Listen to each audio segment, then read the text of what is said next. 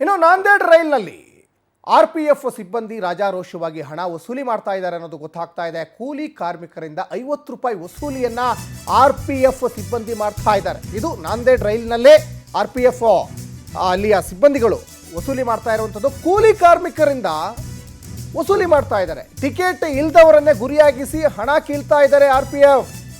ಇವು ಬೆಂಗಳೂರಿನಿಂದ ನಾಂದೇಡ್ ಕಡೆಗೆ ತೆರಳ್ತಾ ಇದ್ದಂತಹ ರೈಲು. ಆ ರೈಲಲ್ಲಿ ಅಲ್ಲಿಯ ಸಿಬ್ಬಂದಿಗಳು ಆಡಿದ್ದೇ ಆಟ ನೋಡಿ. ಆ ರೈಲ್ ಸಂಖ್ಯೆ 16593 ರೈಲ್ ಇದು. ಪ್ರತಿನಿತ್ಯ 500ಕ್ಕೂ ಹೆಚ್ಚು ಕಾರ್ಮಿಕರು ಆಂಧ್ರದಿಂದ ರಾಯಚೂರಿಗೆ ಹೋಗ್ತಾ ಇರ್ತಾರೆ.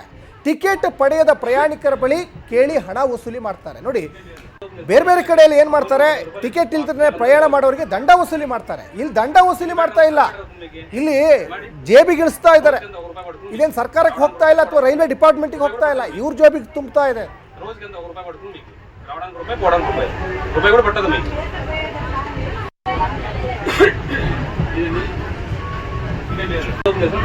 రూపాయి